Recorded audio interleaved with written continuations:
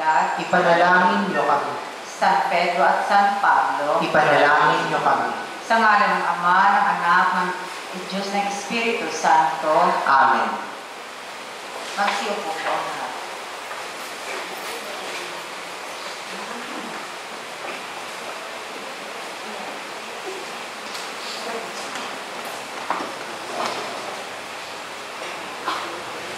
Magandang gabi sa inyong lahat. Ang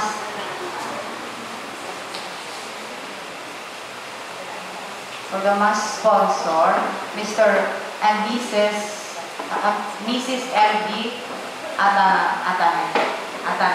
Atanasio and family, Thanksgiving Garcia family, Remedy Barrero, the Mark Angelo Panay anniversary, and speedy recovery, Irene Martinez, Emmanuel Navarro Jr., Irene Garcia, Purificación Bautista, and for the souls of Emmanuel Leticia Benedicto and C.G. Navarro, Captain Abelardo and Ofelia Garcia, and Jimmy Barrio, Alfie Brillantes, Manuel Aranelli, Nora Del Rosario, Betty Sapcar, Bernina Ranay, and Alfie Brillantes.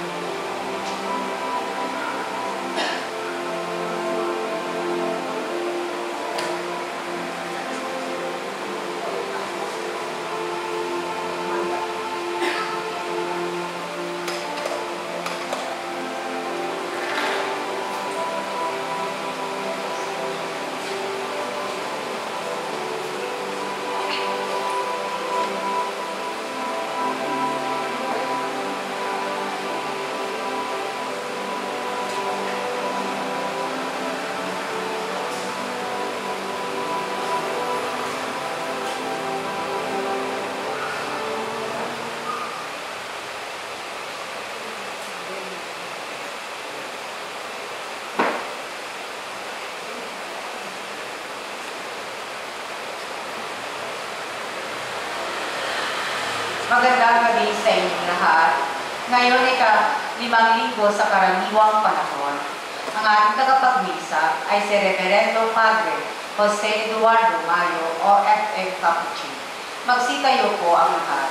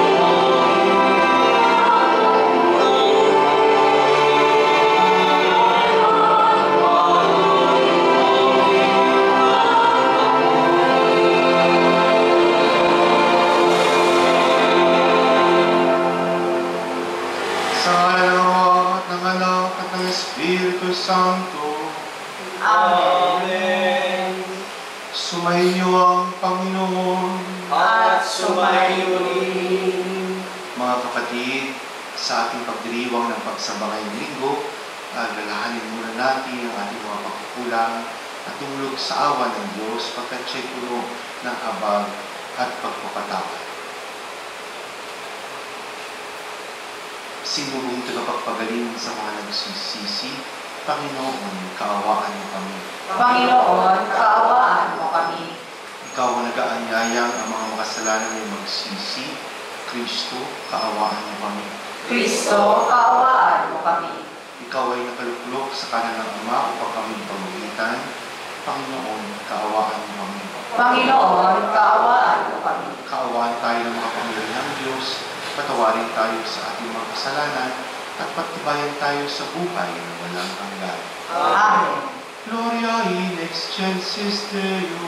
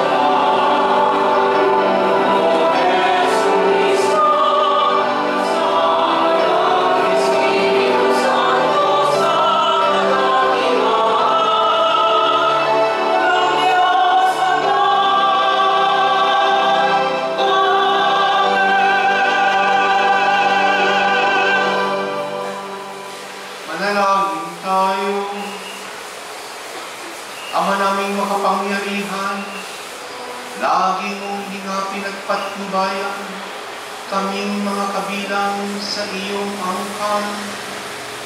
Sa tanging pag-asa namin, ikaw ang nagbibigay. Kami tangkilikin mo at laging subaybayan sa pamamagitan ni Jesucristo, kasama ng Espiritu Santo, magpasawalang hanggan.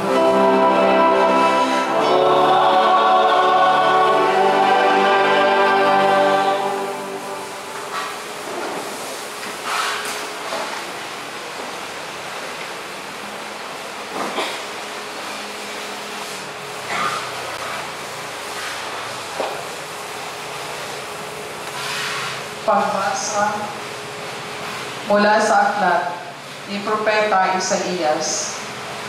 Nang taong mamatay si Haring Osias, nakita ko ang Panginoon. Nakaupo siya sa isang napakataas na luklukan. Ang laylayan ng kanyang damit ay nakalatag sa buong templo. May mga sirapin sa kanyang ulunan at bawat isa'y may 6 na pakpak. Wala silang tigil ng kasasabi sa isa't isa ng ganito, Banal, banal, banal ang Panginoong Diyos ng mga hukbo. Ang kanyang kaniningay naganap sa sanlibutan.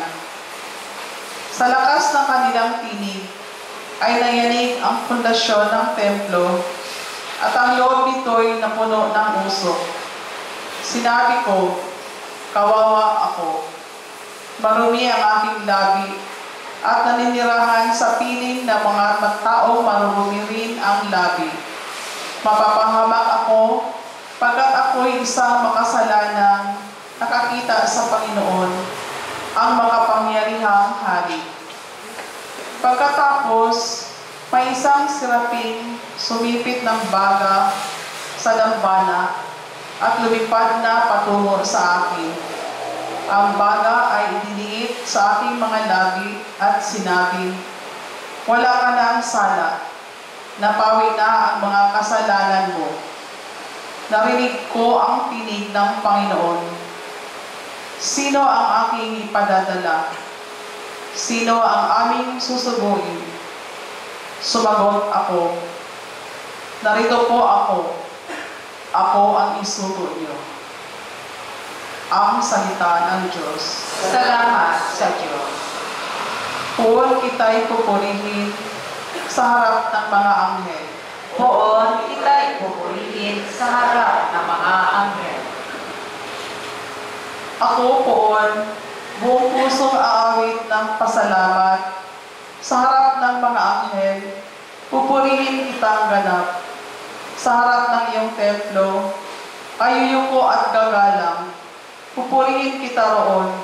Pupurihin ang iyong ngalan. Poon kita'y pupurihin sa harap ng mga anghel. Dahilan sa pag-ibig mo at sa iyong katapatan, ika'y tunay na dakila, pati iyong kautusan. Nung ako ay tumawag, tinanggap ko ang tugon mo.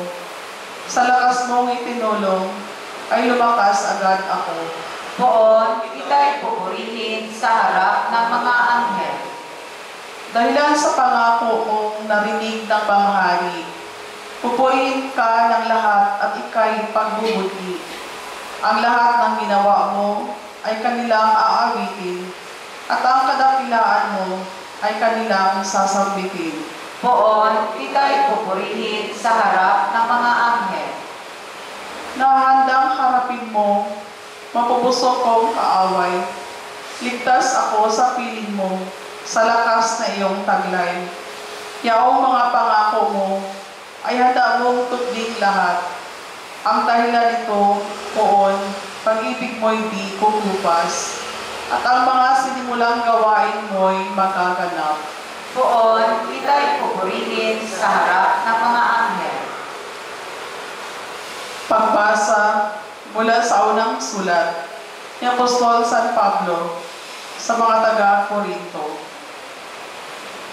At ngayon, ipinaalaala ko sa inyo, mga kapatid, ang mabuting balita na ipinangaral ko sa inyo. Iyan ang pahayag na inyong tinanggap at naging saligan ng inyong pananampalataya.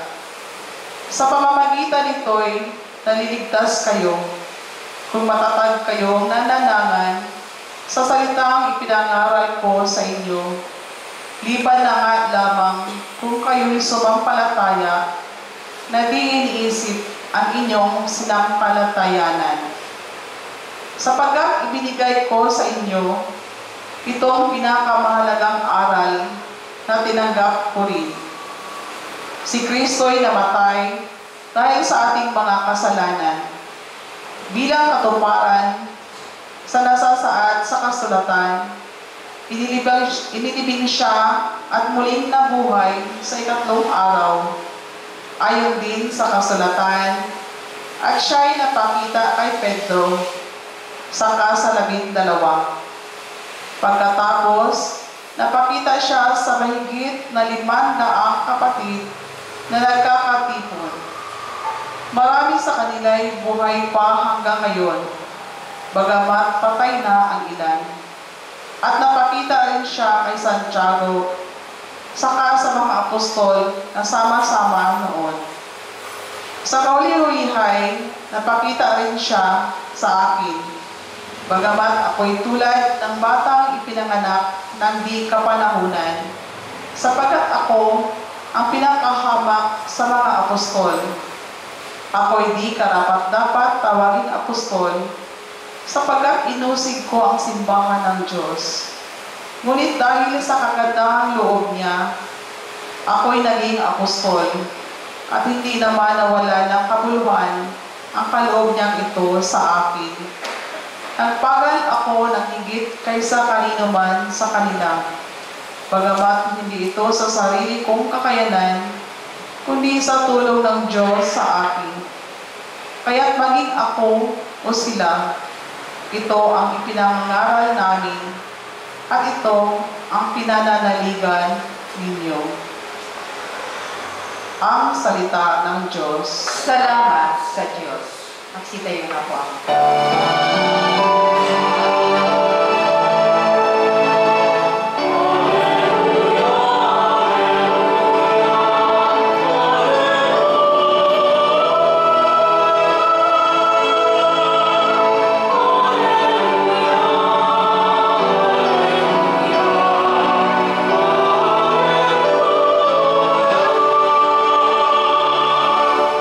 Sumunod kayo sa akin at kayo aking gagawin katapat ko sa tungkulin.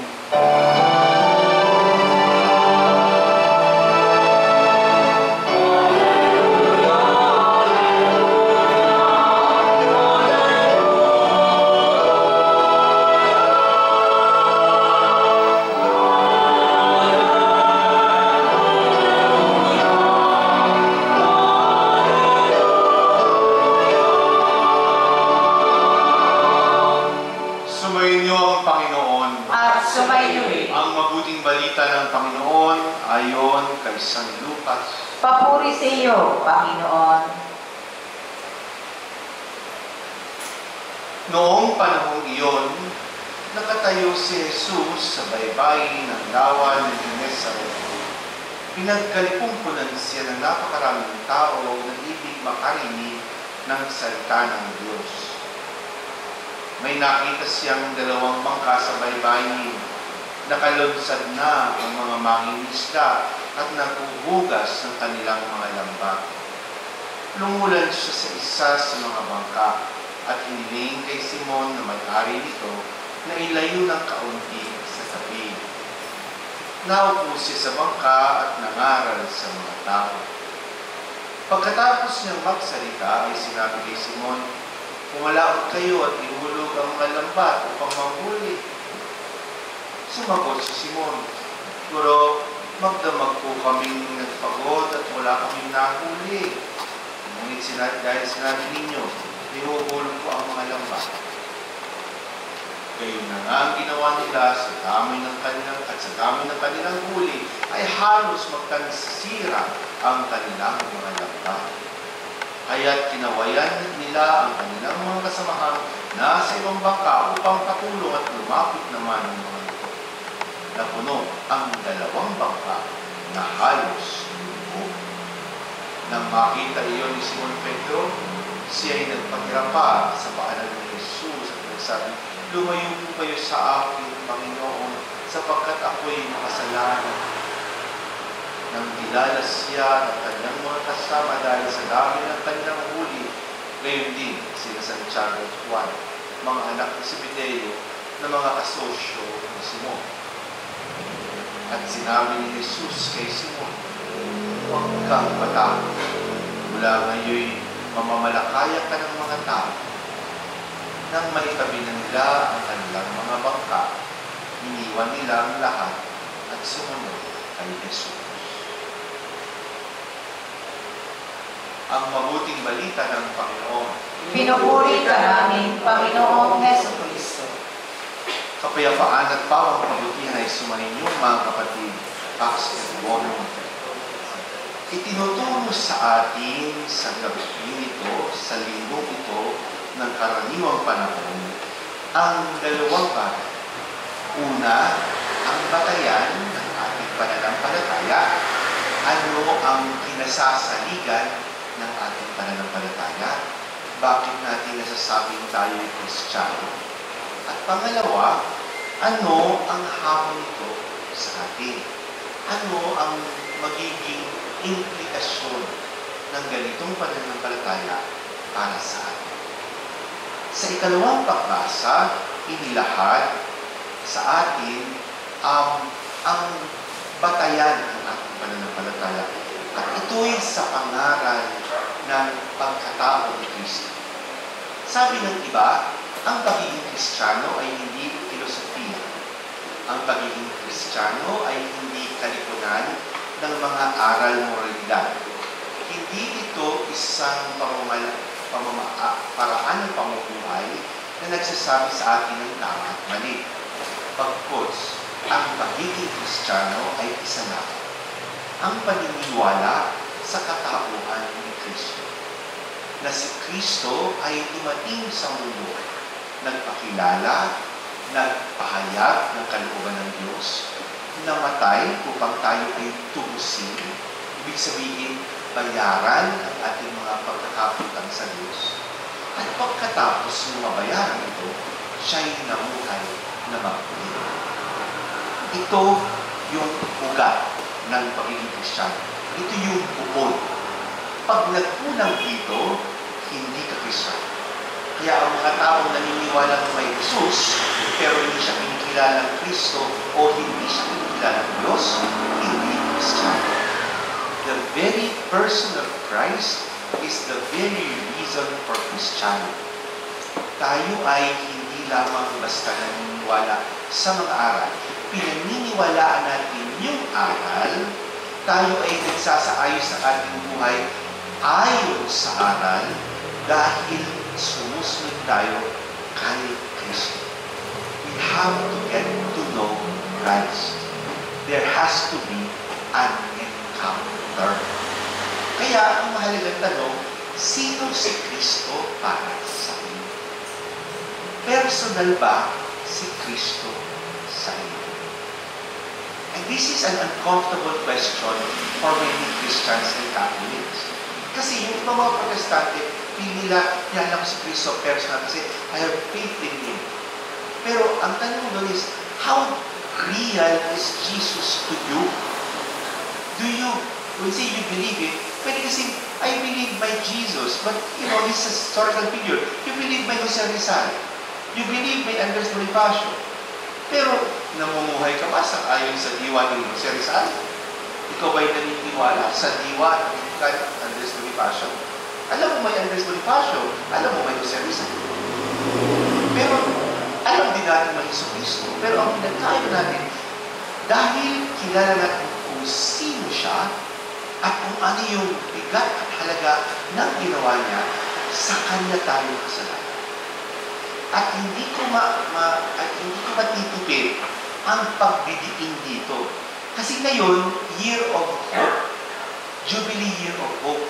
At ang sinasabi sa atin, kaya tayo may pag-asa dahil kay Kristo. Ang pag-asa natin, sabi ni Pope Francis sa kanyang document, hindi yung pag-asa na tayo'y bubuti. Ang tawag niya doon, optimism. Hindi dahil tayo may pag-asa kasi alam natin bukas is better than today. Hindi tayo may pag-asa kasi uunlad ang buhay natin. Hindi tayo may pag-asa kasi magkakaroon tayo ng kalusugan, gagaling tayo sa karamdaman. Hindi tayo may pag-asa kasi papasa tayo sa board at aangat tayo sa buhay.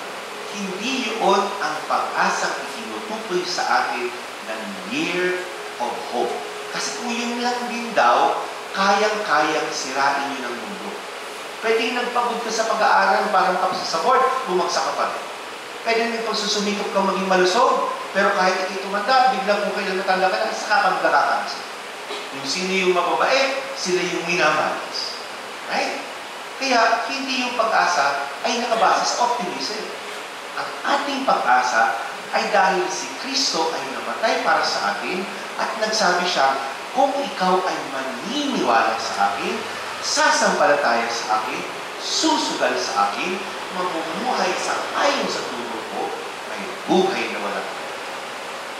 Kung sa aking kasusugal, wala kang dapat asahan sa mundo maliban sa aking pangako, dadalhin kita sa langit.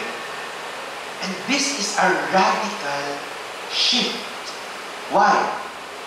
Kasi ibig sabihin nun, kahit pumalpak ang buhay natin, magiging matuwid pa.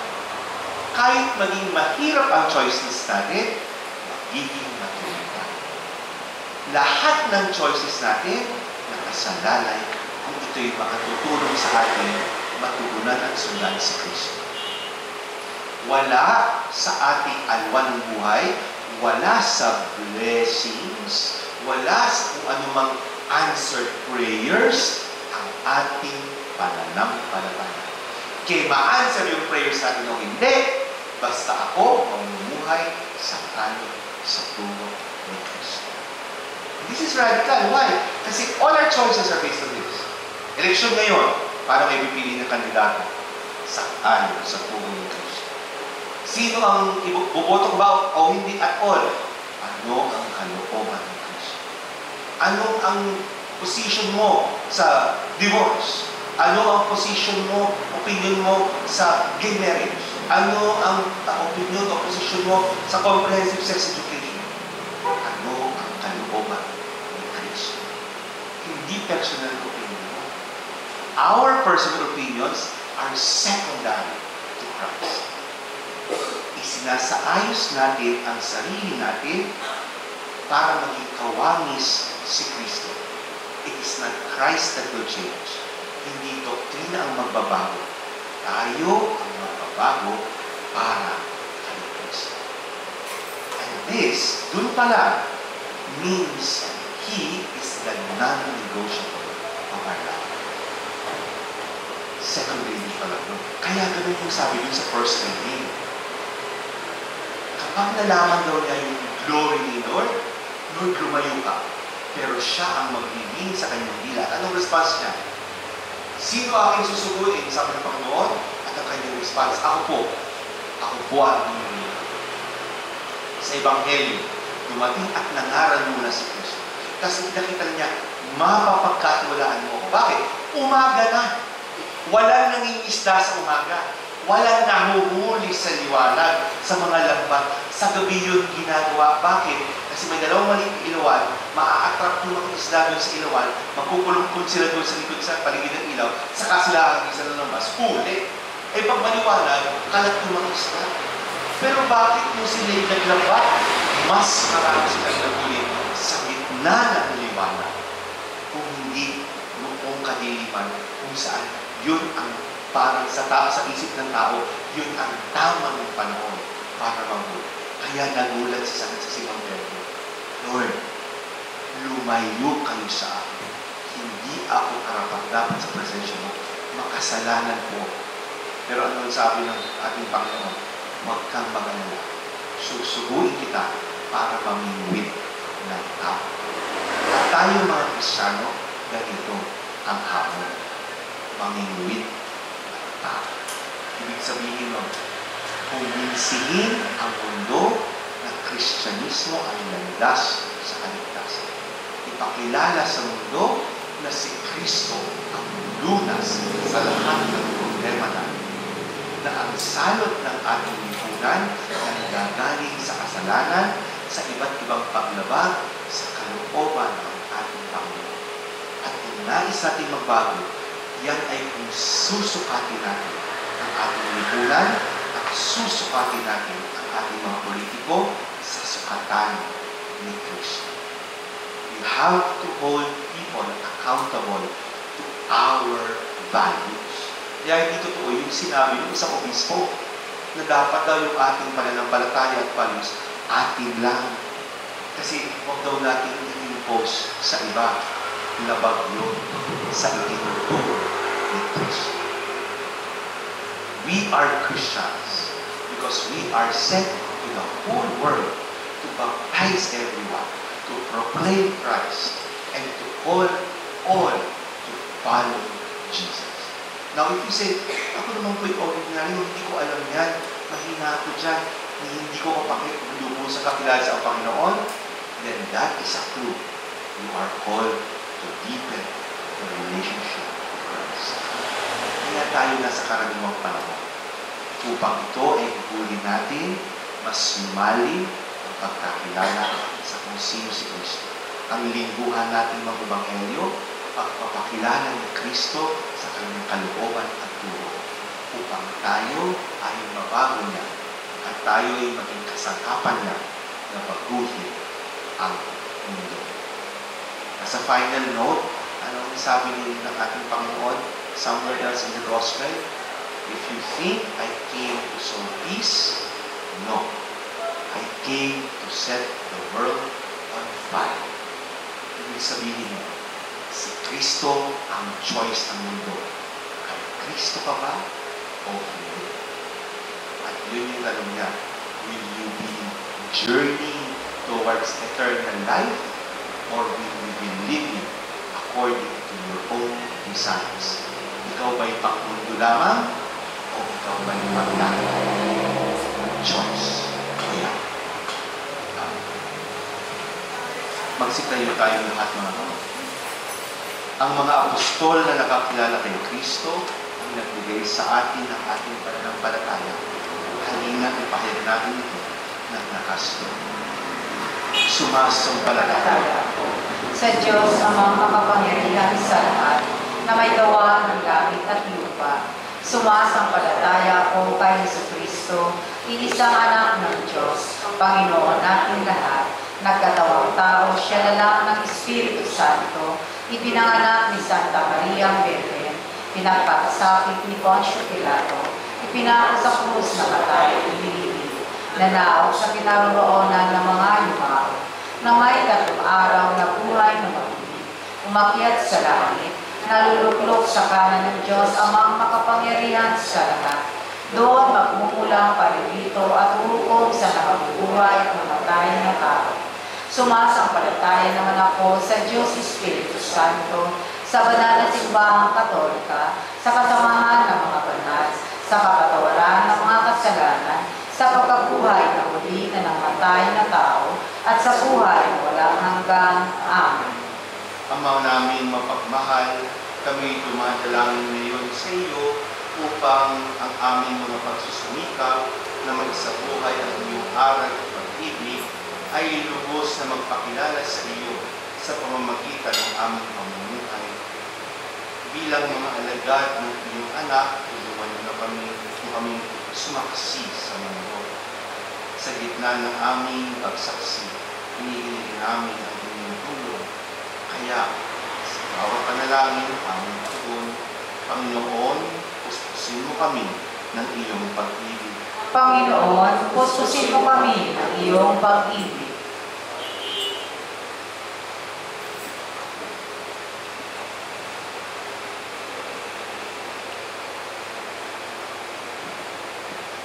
Puspusin mo, O Diyos, ang mga namumuno sa aming simbahan at pamayanan ng iyong makapangyarihan at hindi makasariling pag-ibig upang maisulong namin ang katarungan at kapayapaan na iyong hatid para sa lahat.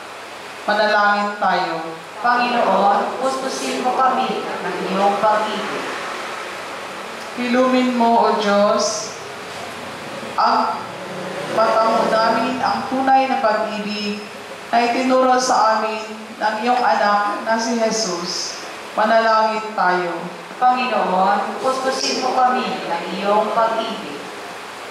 Pukawin mo, O Diyos, ang puso ng mga batang nagnanais maging pari o madre upang makatugon sila sa iyong tawag ng buong puso at may pag-aalay ng sarili.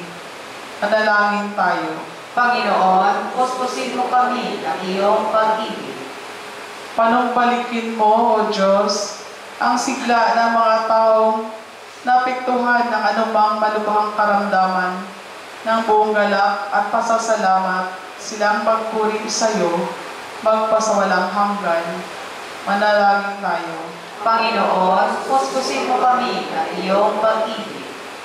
Ipadama mo, O Diyos, ang iyong awa at dakilang pag-ibig sa mga kapatid naming pumanaw na umaasa sa iyong biyaya ng buhay na walang hanggan. Manalangin tayo. Panginoon, puspusin mo kami ng iyong pag-ibig. Sa ilang sandali ng katahimikan, ating ipinalangin ang iba pang mga pangangailangan ng ating pamayanan, pati na rin ang ating pansariling kahilingan.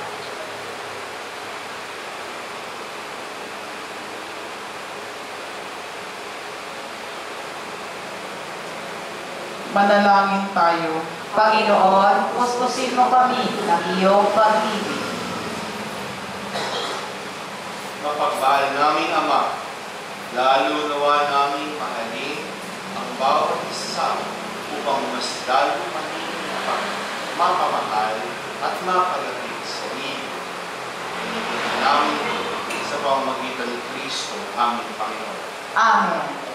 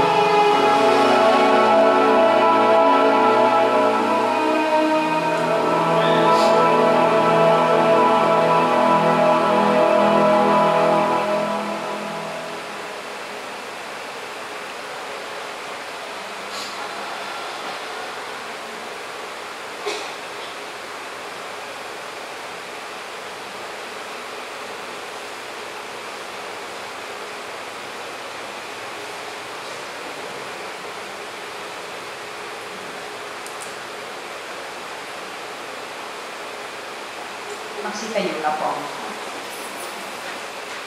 Manalangin kayo mga kapatid upang ating paghahain ay kalugdan ng Diyos Amang makapangyarihan. Tanggapin nawa ng Panginoon itong paghahain sa iyong mga kamay sa kapurihan niya at karangalan sa ating kapakinabangan at sa buong sambayanan niyang banal. Ama naming lumikha, ang pagkain tinuming narito ay iyong ginawa upang mapalakas kaming mga mahihina. Ipagkaloob mong ito ay aming mapagsaluhan bilang pakikinabang sa buhay mong pang magpakailanman sa pamamagitan ni Jesucristo kasama ng Espiritu Santo magpasawalang hanggan.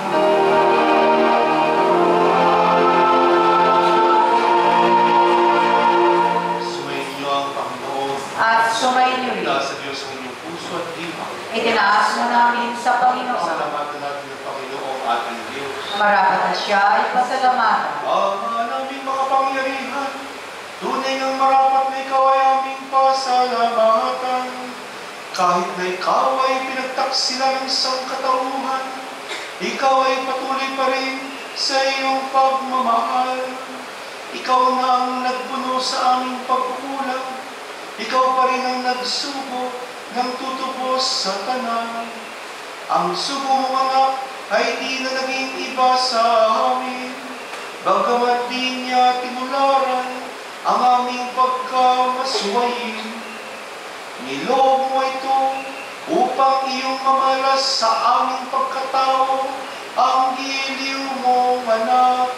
At kami tunghayan mong may pag-ibig na katulad ng pagtatangi mo sa Kanya ng higit sa lahat. Ang katapatan niya sa iyong walang maliw ay siyang nagpanumbalik na muli sa amin ng iyong kasiyahan, ng iyong pagtingin na aming ibinaksin noong ikaw ay aming suwayin. Kaya kaysa ng mga ngayon nagsisiyawit sa iyo nang walang humpay sa kalangitan, kami nagbubunyi sa iyong kadakilaan.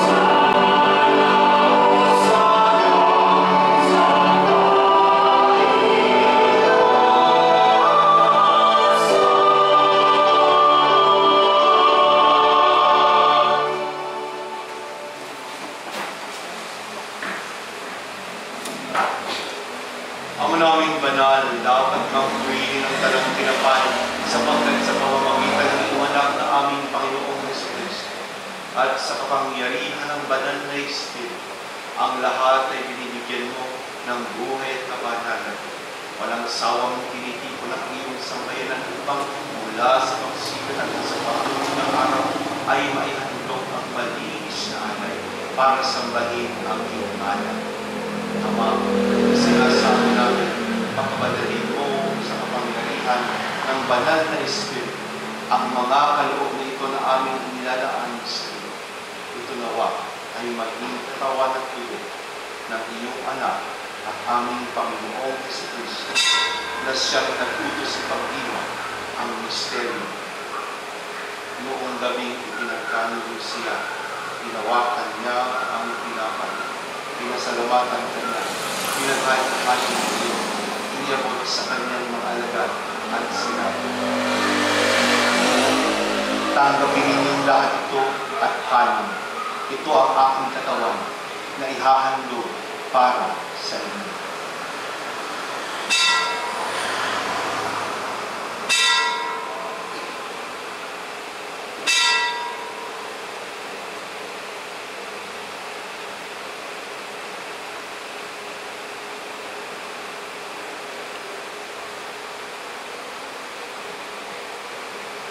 Gayon din naman ang matapos sa kapunan, hinawakan niya ang kalis, muli kanyang pinasalamatan.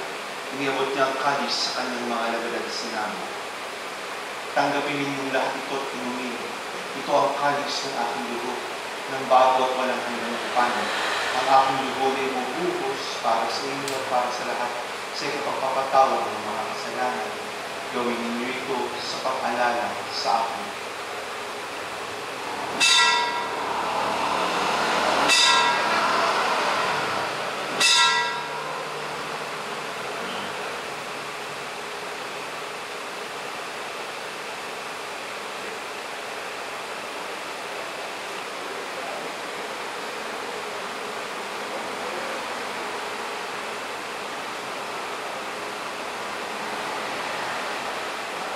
Mysterium Fidei.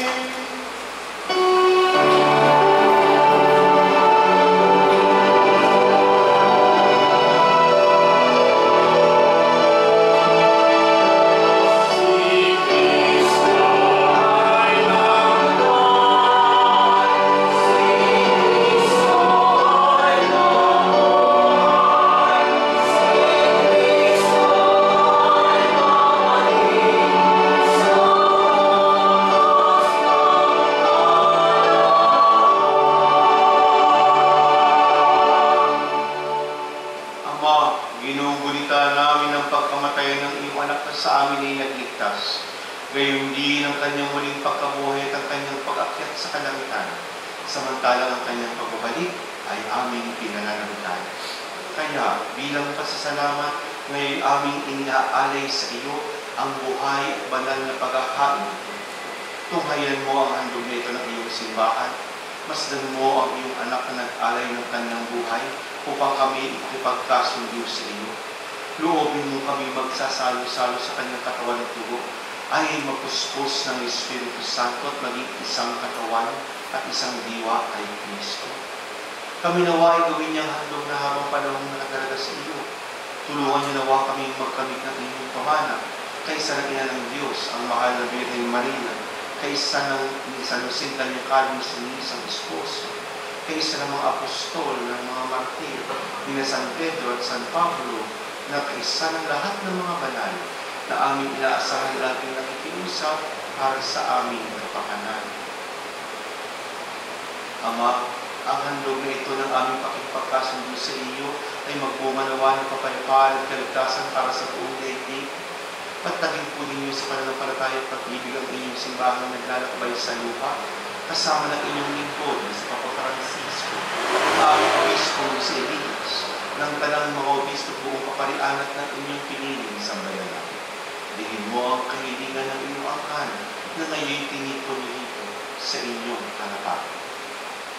Amang maawain, kukupin mo at pag-isangin ang lahat ng inyong mga anak sa bawat panig at sulok ng daigdig. Kaawaan niyo po at patuloyin sa inyong kaharian ng mga kapatid namin yumao at ang lahat ng lumisan sa mundo ito na nagtataglay ng pag-ibig para sa inyo. Kami umaasang makararating sa inyong piling at sama-samang magtatamasa ng inyong kaningingong walang maling, sapagkat aming masisilayan ang inyong kagandahan sa pamamagitan ng aming Panginoong Kristo na siyang pinagdaraanan ng bawat kaloob mo para sa aming kabutihan. Sa pamamagitan ni Kristo, kasama niya at sa Kanya, ang lahat ng parangal at papuri ay sa iyo, Diyos Ama, makapangyarihan, kasama ng Espiritu Santo, magpasawalang hanggan.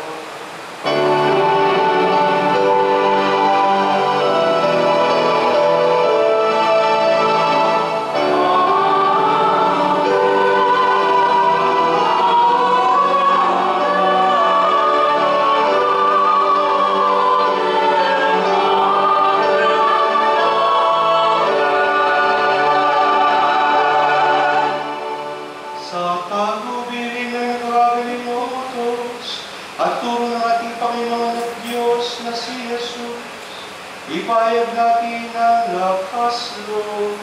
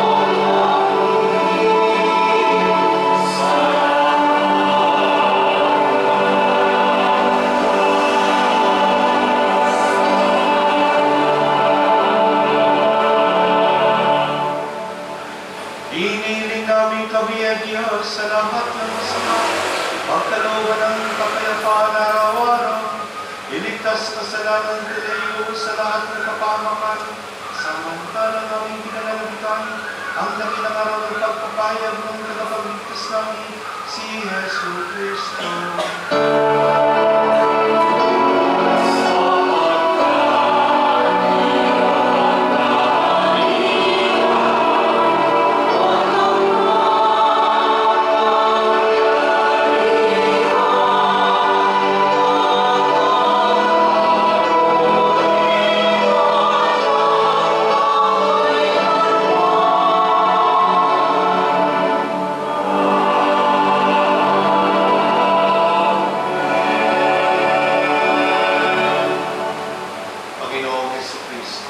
Sinabi mo sa iyong mga apostol, kapayapaan ang iniiwan ko sa inyo, ang aking kapayapaan ang binibigay ko sa inyo.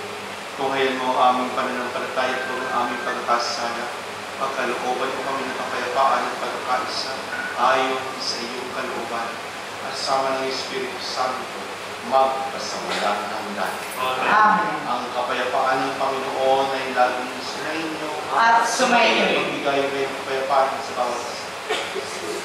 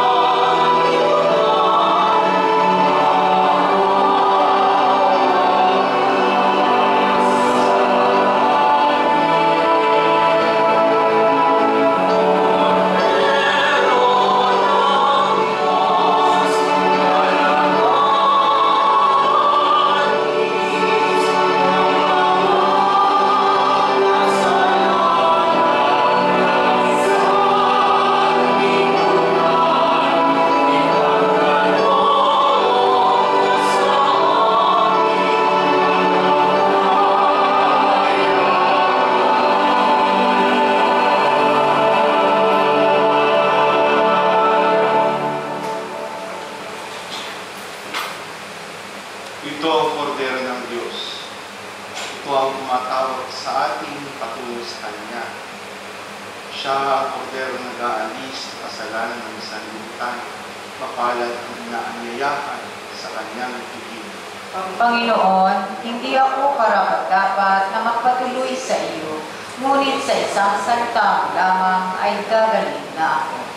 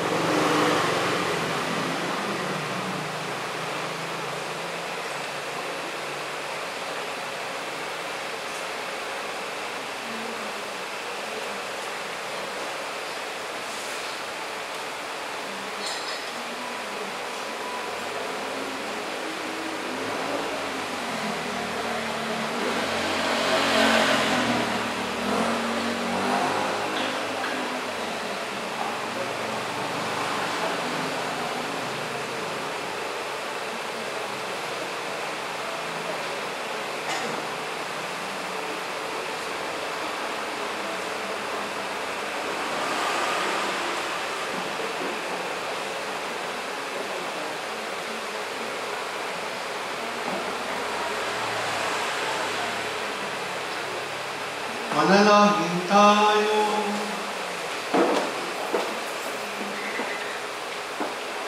Ama namin mapagmahal, sa pagkaitinguning pagkakaisang ibinibigay, kami ninoob mong makapakinabang. Kaisa ni Kristo kami naway makapamuhay, upang makapamuhay ng may kagalakan para sa kapakanan ng aming kapwa-tao sa sanlibutan, sa pamamagitan niya kasama ng Espiritu Santo, magpasawalang hanggan.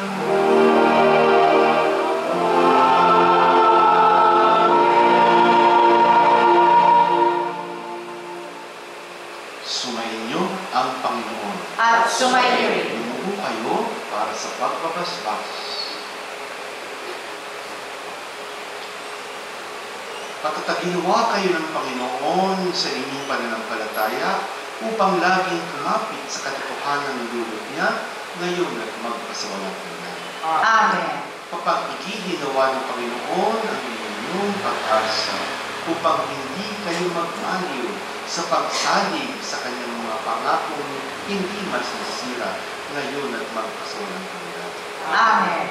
Pag-alapin at pasiglahin nawa kayo ng Panginoon sa inyong pag-ibig upang sa lahat ng pagkatatakon kayo magmahal sa inyong kapwa sa ngalan ng Kristo ang ating tagapagligtas ngayon at magpasawalang hanggan. Amen. At pagpalain kayo ng makapangyarihang Diyos, Ama, Anak, at Espiritu Santo. Amen. Mga kapatid, tapos sa ating pag-iwag, tumayo kayo mapayapa at lalo magmahal sa inyong kapwa. Salamat sa Diyos.